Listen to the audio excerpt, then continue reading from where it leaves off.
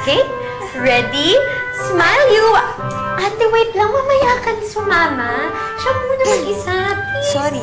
Excuse me, kita ka pa. Okay, yan na. Smile! Ayun, ang pogi-pogi naman. Fan sign. Perfect!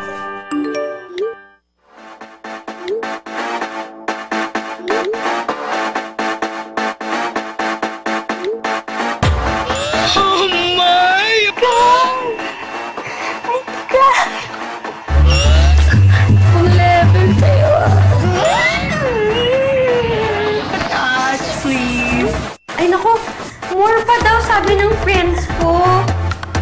Ayan. Kamusta ka, Amda? Kamusta ka, baby love?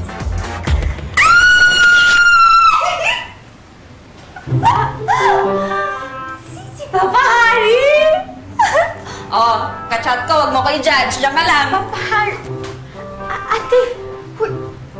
Diyan ka lang, ah. Wait. Hoy! Saan pumunta? Ate! Hoy! Hoy! Hoy, pakawalan mo ako dito! Ano ka ba?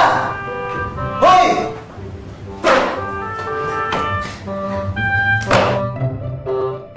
Hoy! Ano ba? Uy! Uy! Uy! Uy! Hoy! Ay! Yuan! Yuan! Yuan! Sandali lang! Ay! Yuan, gumising ka! Gumising ka, hindi ka pa naman patay, di ba? Yuan! Yuan! Ay, Diyos ko! Ate! Yuan! Yuan, gumising ka, hindi ka pa naman patay, di ba?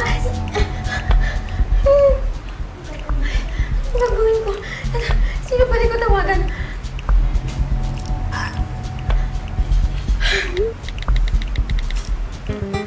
Sa ganitong sitwasyon, check natin kung humihinga siya at ready na tayo magbigay ng first aid at CPR. Dahil hindi tayo pwede mag-perform ng chest compressions dito at masyadong malambot, kailangan po dito sa sahig. Locate the center of the chest and start chest compression. Do this 30 times. Matapos po ang 30 counts natin, kailangan po natin magbigay ng mouth-to-mouth dahil electrocution po ang ating sitwasyon. Para gawin to, okay?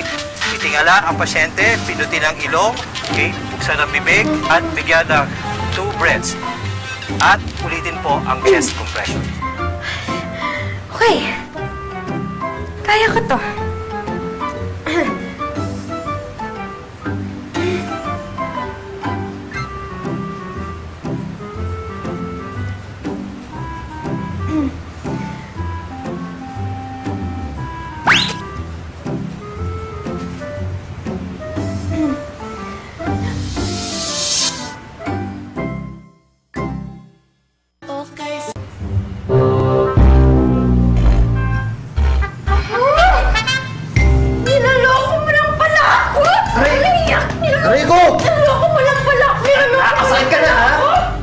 Pakawalan mo!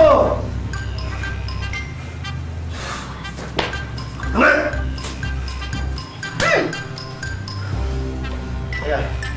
Ano oras na ba? Hoy, cellphone ko yan! Alas 9! Ay, hindi! May meeting ako kay Dad! Excuse me, saan ka pupunta? Sandali hindi ka makakaalis dito hanggat hindi mo tinutupad yung promise mo na tuturuan mo kung mag-bake! Uunahin ko pa ba yung promise na yan? Kailangan ko na umuwi dahil hinahanap na ako ng dad ko! Ay, kawawa ka naman. Papas boy ka pala eh. Papas boy! Papas boy! Papas boy ka pala. Ako ay wish na papas boy nga ako, no? Hindi ko nga maramdaman, may tatay ako eh. Dati kapag pinapagalitan niya ako, si Ma'am yung nagde-defend sa akin. Pero ngayon, wala na siya. I'm stuck with him. Wala eh. Only child ako eh. Kaya napakataas na expectations sa akin. Sorry. Hindi ko naman alam na may problema ka pala sa papa mo. Dami. Simula sa pag-aaral ko, sa paggawa ko ng web cooking show, lahat namin ginawa ko para maging proud siya. Pero para sa kanya, wala pa rin akong kwenta hanggang di ako kumikita ng pera. Siguro nga, wala talaga akong kwenta. Kaya ganun niya na lang ako tratuin. Sige na. Papakulan na kita. Wait! Ano naman? Ano kasi? Baka gusto mong maligo ka muna. Baka kasi hindi maintindihan ng daddy mo kapag in-explain mo ba't ganyan yung tsura mo.